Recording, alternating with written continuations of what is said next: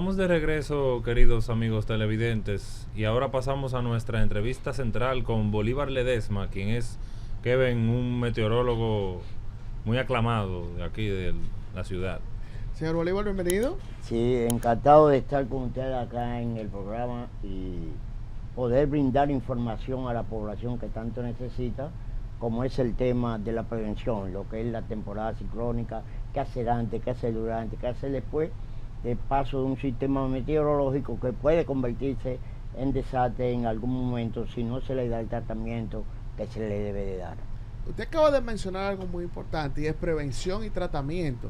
En estos fenómenos naturales, que cuando hablamos de tratamiento, ¿cuál es la prevención que ustedes entienden que uno debe tomar? ¿Cuál es la estructura que se debe armar a la hora de un fenómeno natural como este? Sí, mira, primero está lo que es la educación a la población.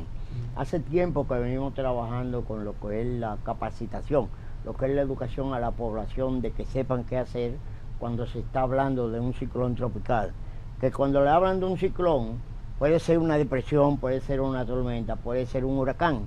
Todos son ciclones tropicales. Lo que lo diferencia es la velocidad de los vientos máximos sostenidos durante un minuto. Cuando hablamos de qué hacen el antes, qué hacen el durante, es que conozcan que, bueno, mucha población le gusta ver los programas de variedades, pero es preferible cuando te levantas que lo primero que tú hagas sea ver lo que dice las condiciones del tiempo, porque tú puedes estar en un día precioso en la mañana y esperar que en la tarde te vayan a ocurrir aguacero, temperaturas que son calurosas, muchas cosas que te puede decir el informe. Y si tú no estás viendo porque prefieres ver otro tipo de programa, lo primero que tienes que ver antes de salir de tu casa es el informe del tiempo. Eso lo aprendí en otros países donde la cultura de la prevención está bastante avanzada y donde lo primero que se hace es eso. Antes de salir a la calle, me entero cómo está la condición del tiempo. Señor Bolívar, es muy interesante educar al ciudadano en ese sentido, pero tenemos una fama en nuestro país de que la meteorología con la realidad aquí a veces no coincide. Y yo, con todo el respeto que usted merece, me gustaría que me explicara un poquito de eso. ¿Por qué? Aquí hay personas que dicen, no, cuando dice que va a llover, no llueve. Entonces, y se dan ese tipo de situaciones. Y ahí me gustaría saber, ¿por qué a veces no se coincide tanto en República Dominicana con el reporte meteorológico? ¿No cuenta República Dominicana con los equipos para poder de verdad tener un reporte eficiente más que la referencia que tenemos con Miami? Sí, mira, yo te puedo decir, porque yo tengo unos añitos ya trabajando en meteorología, tengo alrededor de 45 años ya en el servicio meteorológico, y te puedo decir que en el transcurso del tiempo los pronósticos sí se cumplen. Lo que hay es una realidad. El área metropolitana es bastante grande. Cuando yo le digo que va a haber aguacero disperso en el área metropolitana, es posible que aquí no me caiga el aguacero y tú sales a 2 esquinas de aquí y tienes el aguacero. El que le cae el aguacero arriba no dice que se hizo un buen trabajo, dice hoy pegaron. Al que no le cae el aguacero dice esos habladores dijeron que iba a llover y no está lloviendo donde yo estoy. O sea, manejar pronóstico es algo muy complicado porque yo no trabajo con una bola de cristal. Yo trabajo con modelos de pronóstico, yo trabajo con ciencia, yo trabajo con imágenes satelitales, con radares, igualmente que lo tiene Miami, que lo tiene el mundo pero entero. Nosotros contamos con los nosotros tenemos los equipos necesarios, no solamente para decir si va a llover o no va a llover, eso es lo más común, para darle seguimiento a un ciclón desde que se forman en la costa del África y vienen caminando en todo el Atlántico hasta llegar al Arco de las Antillas, a partir de donde empezamos a manejar los famosos alerta temprana, alerta propiamente dicho, o el aviso cuando ya es definitivamente vamos a tener 2 o 3 impactos de un ciclón tropical. Bolívar, ¿y qué tipo de instrumentos se requieren para ese tipo de mediciones? ¿Qué ustedes utilizan? ¿Solamente una computadora o tienen, como mencionaban, imágenes satelitales? ¿Qué comprenden? Mira, la base de la meteorología está en el observador. La Oficina Nacional de Meteorología tiene más de 100 estaciones en todo el país. Además, en cada aeropuerto tenemos una estación meteorológica aeronáutica, donde también tenemos radar instalado en Punta Cana. Todos los instrumentos, ya lo que se están utilizando en los últimos tiempos son estaciones meteorológicas automáticas, o sea que me da información cada 6 minutos. Yo voy viendo cómo está la lluvia que está ocurriendo cada 6 minutos en un lugar determinado, y con eso, a partir de ciertos valores, entonces emitimos lo que son los famosos boletines de alerta, sabiendo la cantidad de lluvia que puede generar una inundación en un lugar determinado. Sin embargo, ahora mismo está habiendo el gran problema de que con 10 milímetros, 20 milímetros, las zonas urbanas se nos inundan. Y no es problema del pronóstico, es el problema de los invernales, el problema de lo que estamos hablando, la cultura de la prevención. Te lo digo porque yo lo he visto. Comienza a caer un aguacero y tú ves a la gente sacando la bolsa de basura y la ponen en el contén para que se la lleve el agua. Y no saben que más adelante, que está el invernal, se va a tapar y lo primero que van a ser afectados son ellos que están poniendo la basura en la calle. Pero sí, meteorología cuenta con instrumentación. Tenemos 4 mareógrafos instalados en todas las costas del país. ¿Qué es un mareógrafo? Los mareógrafos son instrumentos, una estación meteorológica que es para medir la altura de las olas. Okay. Medir el oleaje, además nos sirve cuando hay posibilidad de que se vaya a generar un tsunami, ya que meteorología es la institución que también maneja los alertas o avisos de tsunami. Ahí no hay prevención, ahí hay alerta o hay aviso. ¿Por qué? Dependiendo de la magnitud de un sismo que se genere en el mar, hay probabilidad o no de que te genere un tsunami. Si llega a 6.5 en la escala Richter, en adelante es probable que te genere un tsunami en la zona que esté bajo alerta. Señor Bolívar, conocemos varias regiones de nuestro país, en este caso específicamente en la provincia de Bauruco, Independencia, por ahí, que son de poca lluvia. ¿A qué se debe esto? Y que son con una temperatura tan alta durante el año completo. Sí, mira, eso que tú comentas ahora, si te pones a buscar en los últimos días, esa zona está inundada. La zona del suroeste... Sí, mira, fuera de relajo, tiene esta semana completa lloviendo. El suroeste está inundado. Pero eso es raro. Está inundado. ¿Qué ocurre? Mire qué pasa. El mes de mayo es lo que comienza lo que se llama el periodo convectivo. Comienzan a aparecer las ondas tropicales o las ondas del este, que se vienen moviendo en toda la costa del Atlántico hasta llegar a nosotros.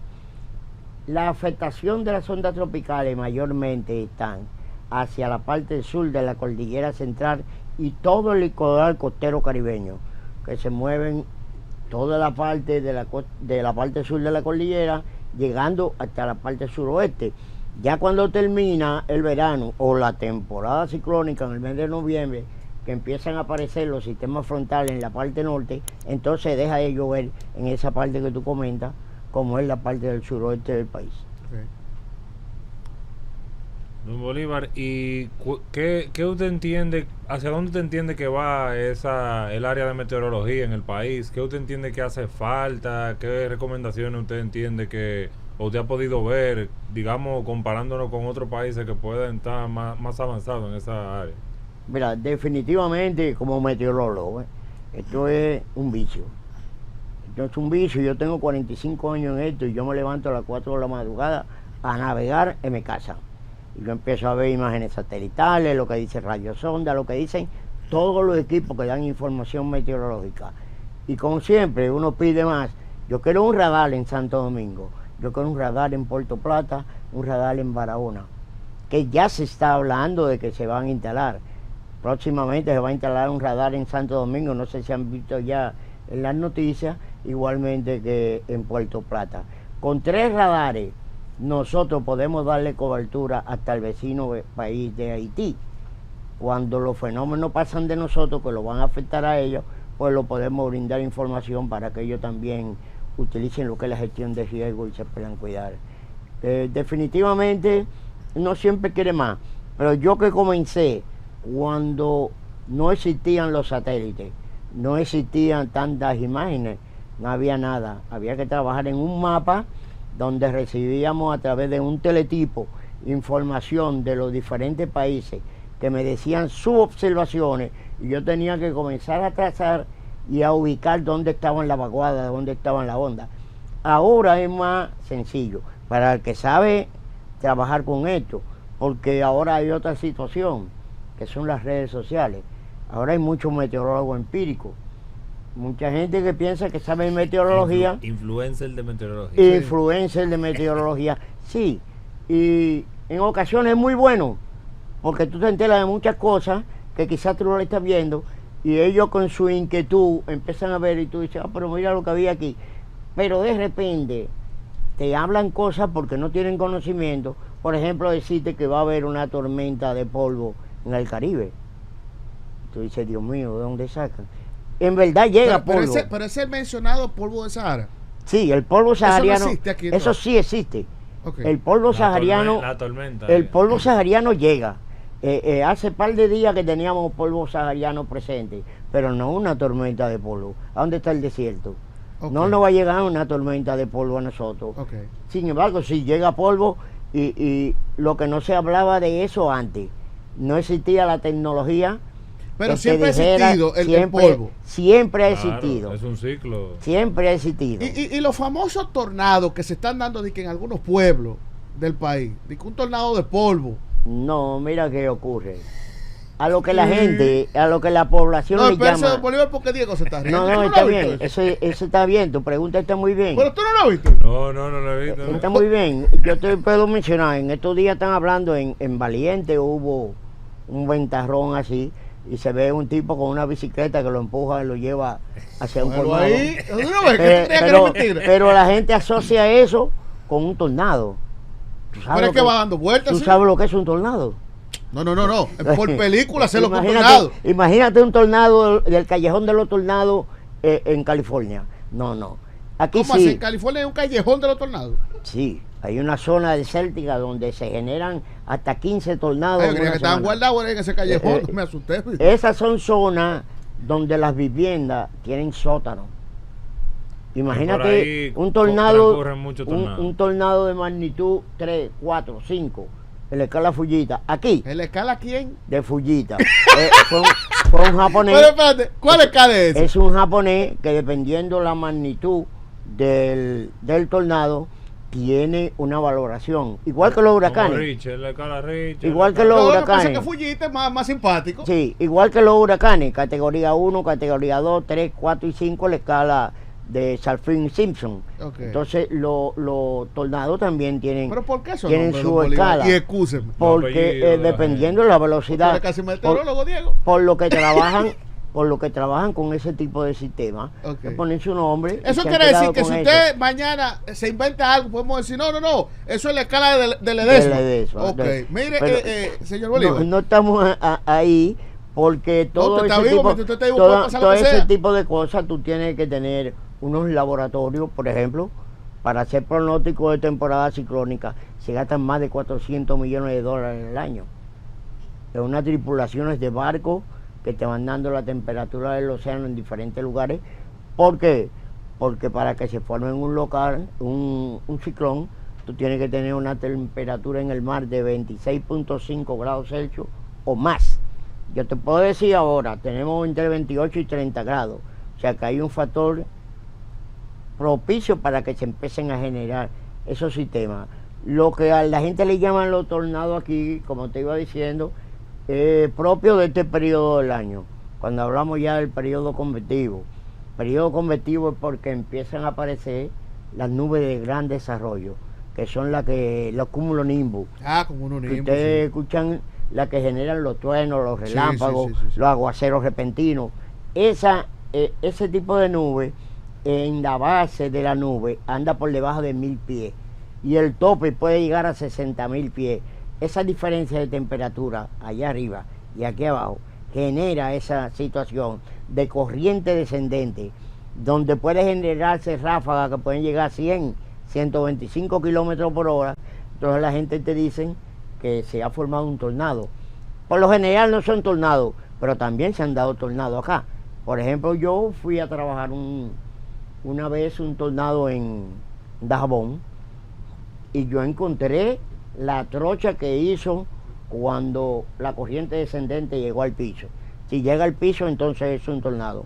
Escala 1, tumbando árboles, tumbando algunos cables, pero no aquello como para elevar una vaca y ponerla por allá arriba, como ustedes lo han visto en la televisión, en Twitter. Señor Bolívar, antes de ir a la pausa, comenzábamos de los granizos, ¿verdad, Diego? ¿Fue que me dijiste? Me gustaría que me hablara un poquito de eso. Y nosotros sentimos que, por ejemplo, por la zona más fría del país es que más se dan estos casos. ¿Qué pasó? No necesariamente ¿De qué más? ¿De qué? tiene que ser la zona más fría. No. Yo dije por donde más nosotros lo vemos. No necesariamente tiene que ser la zona más fría. El granizo es producto también de esa nube de gran desarrollo del cumulonimbus, cuando el tope de la nube está bien alto, 60, 65 mil pies, y la base de la nube está por debajo de 1000. Esa diferencia de temperatura entre el tope y la base te genera esa corriente descendente, y cuando ese frío llega a punto de congelación de allá arriba y alcanza peso, entonces te cae en forma de granos, de granitos de hielo, que es lo que se le llama el granizo. Hay ocasiones que son tan grandes que la gente empieza a decir, me cayó del tamaño de una pelota de golf, cosas como esa, pero realmente ese es el sentido. Es una nube cumulonimbus, una nube de gran desarrollo, no tiene que ver con que haya frío o que sea por la nieve, no, nada de eso. En estas latitudes no tenemos nieve, sin embargo, esos granizos te pueden romper un vehículo. No, pero espérese, señor Bolívar y Diego.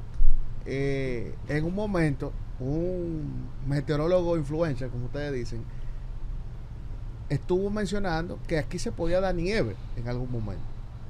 ¿Qué tan real puede ser eso?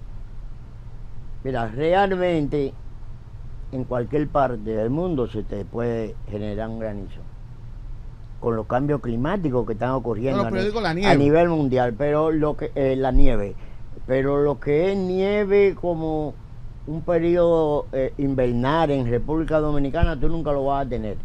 Lo más que te puede llegar es una helada en la parte más alta. Estamos hablando Constanza, Casabito, la parte allá arriba en la cordillera central, donde en ocasiones se generan heladas y se pueden ver los árboles, que se ve el hielo, pero nieve como tal, no, en nuestro clima todavía, en estas latitudes no llega a desarrollarse lo que son las nevadas. Don Bolívar, y usted menciona el cambio climático. ¿Cómo usted ve que está afectando ese fenómeno a la República Dominicana y hacia dónde dicen los modelos que se dirige? Yo he leído como que hay una posibilidad de un aumento de agua que es más probable en algunos lugares que en otros. En ese sentido, ¿qué piensan ustedes en esa rama científica al respecto? Sí, mira que bueno, me gusta más la forma de tú decirlo. Yo he estado leyendo, yo leo, te instruye. Es una realidad. El cambio climático es una realidad. Ya los países están hablando o estamos hablando de lo que es adaptación al cambio climático, porque estamos viendo que es una realidad. Y eso que tú comentas de que la altura del nivel de las aguas va a aumentar, estamos hablando del derretimiento de los casquetes polares, y es una realidad que está ocurriendo. Y si esto continúa en el tiempo, vamos a tener problemas en la zona costera. Nosotros que somos islas vamos a tener problemas en el transcurso del tiempo. Y lo del cambio climático te lo dice, en la misma actualidad tú estás viendo que una simple onda tropical se asocia con una vaguada y te genera tanta agua y te produce tantas inundaciones como cualquier ciclón, sin haber ciclón. Por ejemplo, lo que ocurrió en noviembre 18, ¿no? El 4 de noviembre. 4 de noviembre y después 18 de noviembre, entre un año y otro. Ah, ok. Que cayeron 431 milímetros de lluvia en apenas 5 o 6 horas. Y eso es una cantidad de lluvia enorme. Te generan inundaciones. Y no significa que eso no puede pasar de nuevo.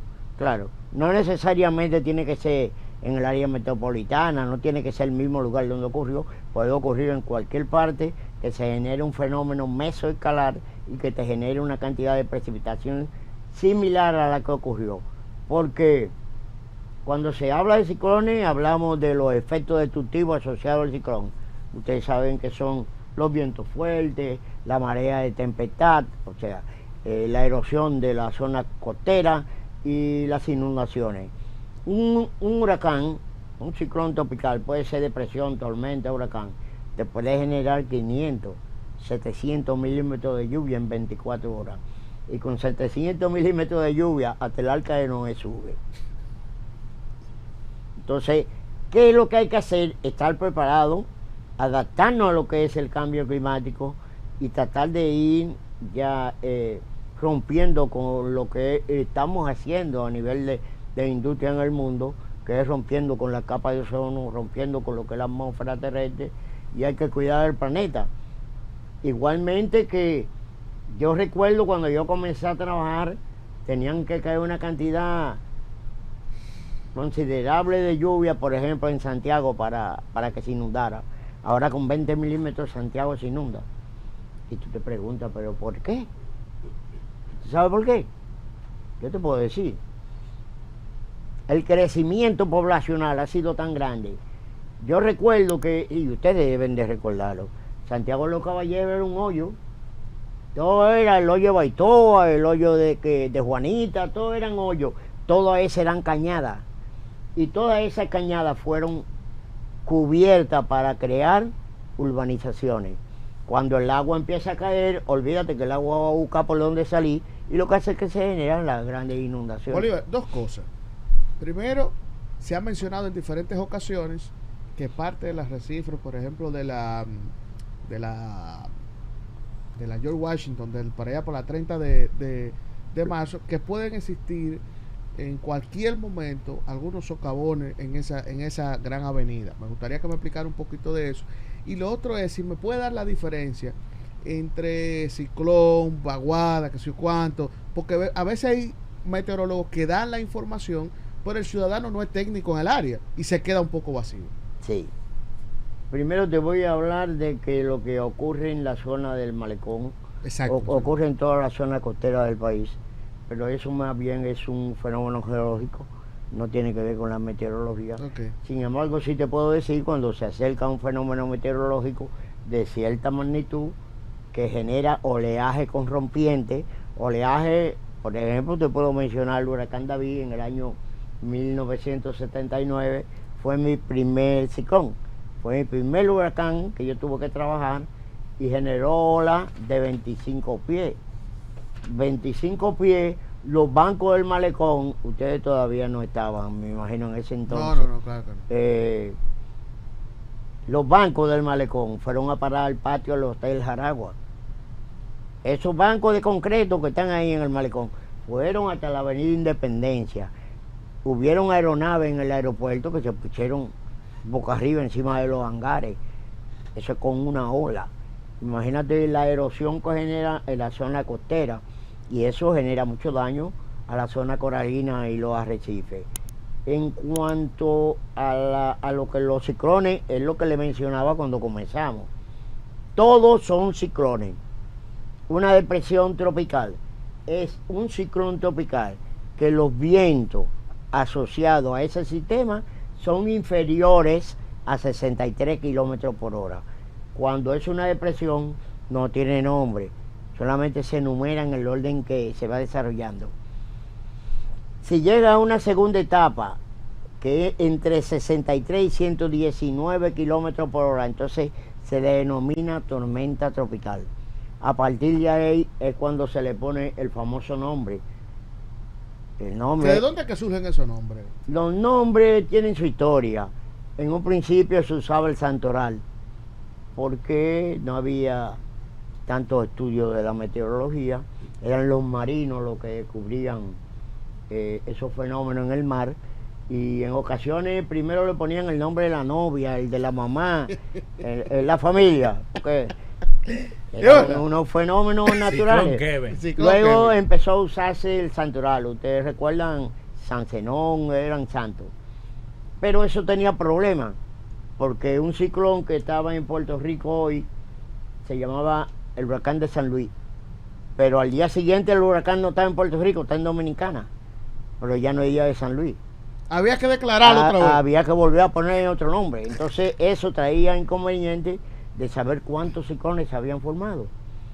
A partir del 52 se empezó a usar alfabeto, la letra A, la letra B, C, D, de una manera desorganizada. Ahí apareció un Albert Baker, y desde el 52 hasta el 78 se empezó a usar de la letra A hasta la W, que es lo que en la actualidad se usa, pero en ese entonces nada más se usaban nombres de mujeres. Hasta 1978, cuando un grupo de mujeres se quejaron en Ginebra, dijeron que por qué nada más nombres de mujeres si los hombres también somos inestables, fuéramos inestables. Y a partir de ahí se empezó a usar un nombre. Si ustedes buscan el listado, van a ver un nombre de hombre y uno de mujer. Sí, sí, sí. Y si este año comienza con nombre de hombre, el año que viene comienza con nombre de mujer. Igualdad de género. Mira, tú sabes que, Diego, escúchame, entrando un poquito ya de historia, o más, porque usted me está dando historia desde que llegó. Los ciclones que usted puede decir que han sido los más fuertes de frente a República Dominicana. Bueno, yo te mencioné. Tiene el nombre de hombre. Yo te mencioné mi primer huracán, que fue en el 79, precisamente cuando se empieza a usar el alfabeto, un nombre de hombre. Pero y una San mujer. Zenón no fue un huracán también. Sí, San Zenón fue categoría 4, pero San Zenón fue en el 30, todavía no se usaba el listado de nombres, fue a partir del 52 que se empezó a usar. Okay. Entonces, San Zenón fue un huracán categoría 4, 220 kilómetros por hora. David, que fue un huracán categoría 5, el más intenso que ha pasado sobre la República Dominicana. Y me van a decir, sí, pero ¿y George? No. George fue un huracán categoría 3, intenso también, 195 kilómetros por hora. Diferencia con David. David entra por Punta Palenque y en 3-4 horas se mueve hacia el Canal de los Vientos. George entra próximo a la Romana, pasa por aquí cerca de Sabana Perdida y se interna en la Cordillera Central y dura 21 horas moviéndose sobre la República Dominicana a 7 kilómetros por hora. Esa era la diferencia, por eso la gran cantidad de daño que generó el huracán George. Luego de George, peligroso, esos fueron los más intensos, porque después vino Debbie en el año 2000, que cuando llega el huracán Debbie, es el que trae la famosa ley 147-02, donde se crea la Comisión Nacional de Emergencia, que también pertenezco a la comisión, yo soy representante de la ONAME en la Comisión Nacional de Emergencia, y de ese entonces vengo trabajando con la comisión, o sea que yo trabajé con la ley, yo trabajé con la ley de gestión de riesgo del país, y por eso te menciono tanto la comisión, el Centro de Operaciones de Emergencia, Sí, claro. porque hay una coordinación constante entre las instituciones para saber qué le corresponde a cada quien. ¿Qué tuvo de diferente Jens, que le ponen tormenta tropical, a diferencia de los otros mencionados que son huracanes? Sí, es que íbamos hablando de que todos son ciclones, y mencionamos la depresión, menos 63 kilómetros por hora. Tormenta tropical, 63 hasta 119, que fue Ginny, a quien tú mencionas en el 2004. Luego de 119 kilómetros por hora arranca la parte de huracán. Cuando es un huracán es porque ya tiene un ojo definido. No tiene que ser un centro geométrico, no es una circunferencia, pero tiene un centro definido que se le llama el ojo del huracán, donde el viento es mínimo, existe una calma relativa en el ojo del huracán, y después de ahí ya se divide por categoría. Categoría 1, categoría 2, categoría 3, 4 y 5. Estamos hablando con un huracán categoría 5, es de 252 kilómetros por hora en adelante. ¿Por qué le menciono en adelante? En el 2017 ustedes vieron a Irma, vieron a María, que llegaron a tener 300 kilómetros por hora. Entonces, todos los sistemas son importantes, hay que darle seguimiento. Pero es la diferencia que hay entre la tormenta, la depresión, el huracán. Todos son ciclones, pero uno del otro se diferencia por los vientos máximos sostenidos. Don Bolívar, y aprovechando que estamos iniciando esta temporada ciclónica, ¿qué recomendaciones usted le podría dar a la sociedad dominicana para prepararse y educarse con tiempo? Lo primero es ojo visor. Cuando el río suena es porque agua trae. Siempre han dicho los viejos, ¿no? Estamos hablando de que para este año se esperan la formación de unos 23 ciclones tropicales nombrados, que por lo menos lleguen a categoría de tormenta tropical. De eso se espera que 11 lleguen a ser huracanes, que pasen 119 kilómetros por hora en adelante, y que 5 sean huracanes intensos. O sea, estamos hablando que pasen los 178 kilómetros por hora en adelante. A mayor cantidad de formación, mayor es la probabilidad de que la República Dominicana sea afectada por un ciclón. Puede ser una depresión, puede ser una tormenta, puede ser un huracán. ¿Y por qué no? Pueden ser 2. Y puede haber un huracán intenso en el área del Caribe. Y sabemos que nosotros habitamos en la carretera de los ciclones. Todo fenómeno que entre en el arco de las Antillas al Caribe, por lo menos nos va a pasar cerca y nos va a afectar. Entonces la población debe estar atenta a los boletines de la Oficina Nacional de Meteorología y a los alertas poblacionales que emite el Centro de Operaciones de Emergencia. No quiero alarmar población de que no estoy diciendo que van a venir 23 ciclones para acá. Estamos hablando que en la cuenca atlántica se espera que se formen 23. Sin embargo, no importa la cantidad que se forme, lo importante es estar preparado. ¿Por qué menciono esto? Mencionamos hace un rato a San Zenón. En 1930 apenas se formaron 2 ciclones en toda la cuenca atlántica. Sin embargo, uno de ellos fue San Zenón. Lo que fue una temporada muerta en formación de ciclones para la República Dominicana fue un desastre. Murieron alrededor de 6.000 personas. ¿Qué es lo que hay que hacer? Estar preparado. Estar preparado para la llegada de cualquier sistema que pueda causarnos daño. Nosotros saber qué hacer antes, qué hacer durante, qué hacer después. Dentro de eso antes, durante y después podemos mencionar algunas cosas, porque lo primero es que cuando ONAME emite alerta de condiciones de tormenta tropical o de aviso, la tendencia es ir al supermercado y acabar con la última matita de lechuga que hay. No, y aquí pasa con su romito, usted sabe. Esa forma de decirlo me gusta también, porque siempre yo digo que las mujeres son mejores manejadoras de la gestión de riesgo. La mujer va al supermercado, pero va a buscar los pampers, va a buscar la compota, va a buscar la comida, que tiene que ser comida enlatada para 2 días, 3 días, porque el huracán va a pasar. La gente se pone loco. Y los hombres, lo primero que van al súper, agarran unos dominos, un parché y un comparón y lo meten abajo el brazo, porque calculan que van a durar 2 o 3 días sin trabajar. Para nosotros hay más trabajo, porque yo me mudo en la UNAME de que estamos en alerta y mientras el huracán no pasa, yo no vuelvo a mi casa. O sea, yo me mantengo en contacto vía teléfono. Ahora, exhorto a la población a que no hagan eso. Esperen que haya una alta presión, que el ambiente sea bueno, que sea de playa. Para usted no es malo, usted se tome su trago y eso, pero en tiempo de un huracán, evítelo, porque una persona ebria es peor que un niño. Mire, señor Bolívar, yo sé que tenemos que despedir, señor productor, pero mire, ¿cuál es el mayor desafío que presenta República Dominicana frente a huracán, a tormenta? Así que, bueno, todos son ciclones, usted dijo. ¿Cuál es el mayor desafío? Y si usted entiende que San Zenón, David y demás fueron tan fuertes para nuestro país por un tema de infraestructura con la que encontrábamos en ese momento y demás. Esas 2 cositas y con eso cerramos. Mira, definitivamente, a medida que las poblaciones aumentan, crece la vulnerabilidad. Un huracán categoría 5 en este tiempo, igualmente que en el 79, va a generar muchos problemas. Porque ahora es posible que no hayan tantas casitas de zinc o que no la estén moviendo, porque sí están. Tú sabes lo que está por ahí atrás, la Puya, sí. Sabes que por ahí la zona de Los Amas, son zonas muy vulnerables. Y un huracán categoría 5 entrando por Santo Domingo va a generar mucho daño.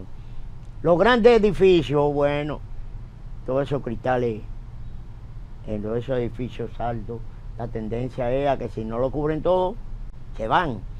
Pues hay que prepararse en salvaguardar la vida y luego las propiedades.